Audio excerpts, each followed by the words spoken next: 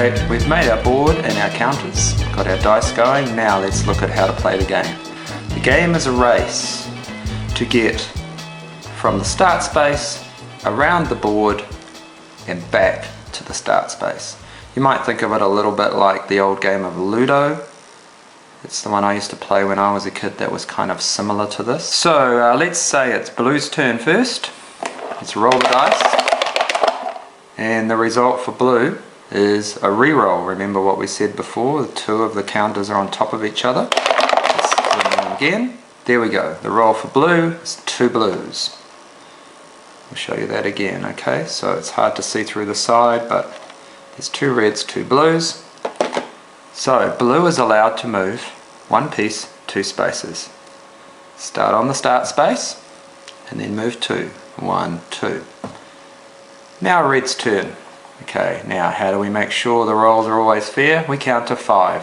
1, 2, 3, 4, 5. And we stopped, and the result is 2 reds.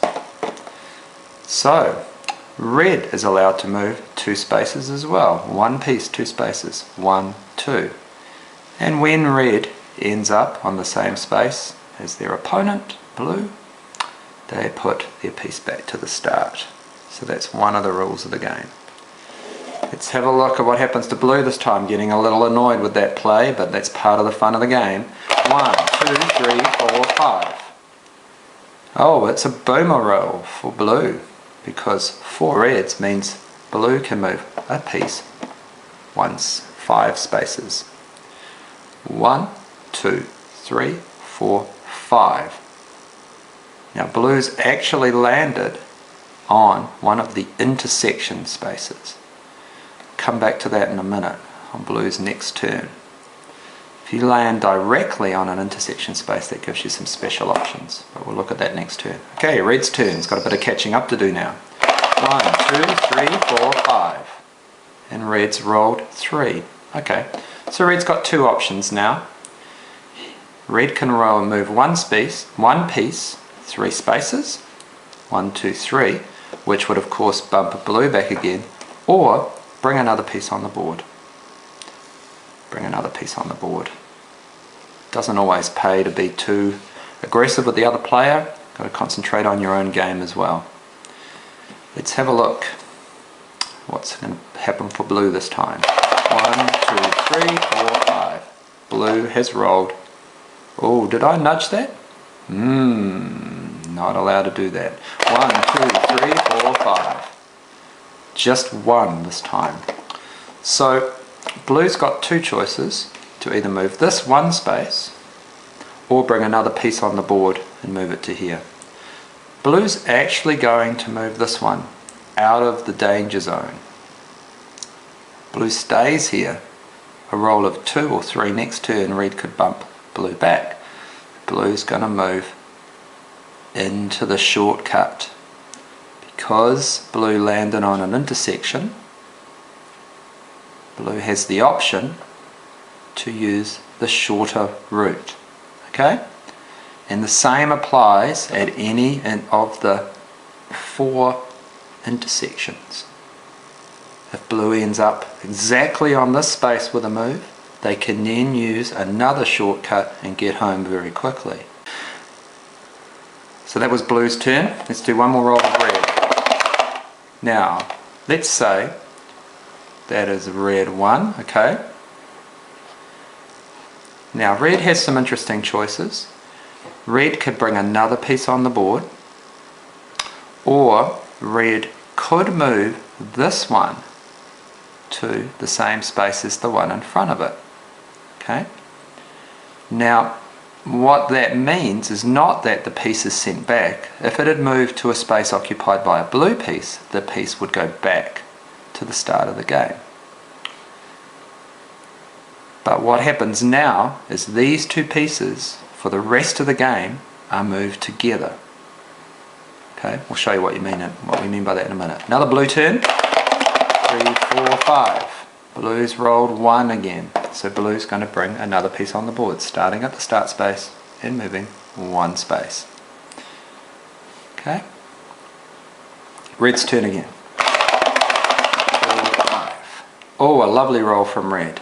Now, it's 3 reds.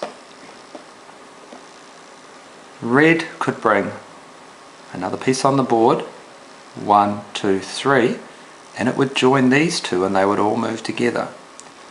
But I don't know that red wants to do that. But unfortunately red must move. You can never pass on a move. What would happen is red would go 1, 2, 3. Now red did not stop exactly at the intersection, so red must continue with the 2 pieces around the outside track, maybe hoping to get the shortcut at the top of the board. And that's pretty much how the game goes.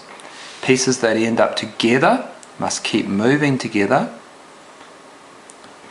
If you land, let's say blue was able to roll a 1, 2, 3, 4, 5. Let's say blue rolled 4 reds and was able to move 5 spaces, come all the way to here, then both red pieces would have to go back to the start.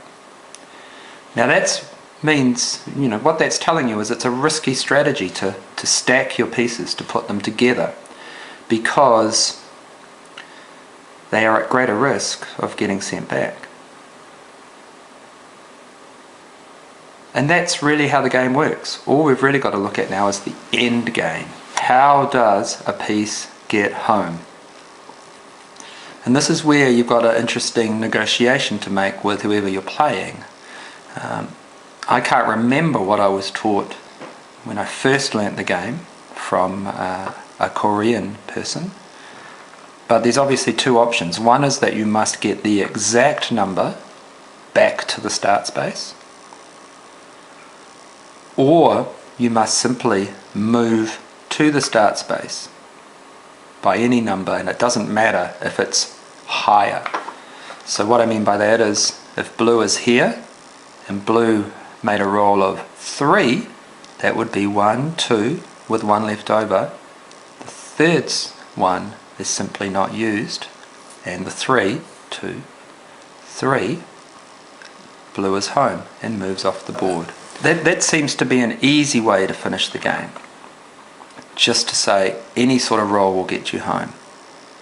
A more challenging way would be to say you must have the exact roll. An interesting other variation would be, say a roll of 4 allows you to go 1, 2, and then take any direction, either backwards 3, 4, or 3, 4.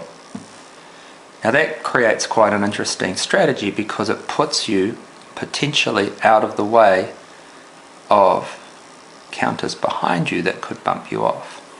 So really, it's up to you. Like with many of the games I teach, they're very simple, and the nicest thing of a simple game is that there is room for you to create your own variations. So I think have a little discussion with your players. If that doesn't seem that much fun, change it around.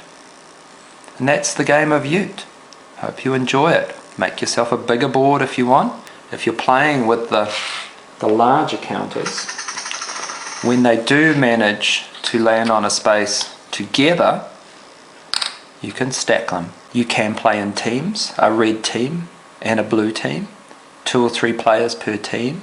Of course, the larger the teams, the longer you need to wait for a turn. So when one player on the blue team's had a turn, the next round a different player on the blue team has a turn.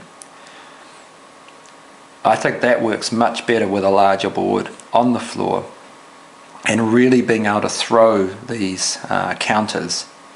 So creating a little container or an area where you can really throw those dice, throw them up against something, even up against a wall or something like that, but they don't end up going everywhere. That can be a really fun way to play this game. It's dice a good throw, or go out and find yourself some of the sticks. So enjoy!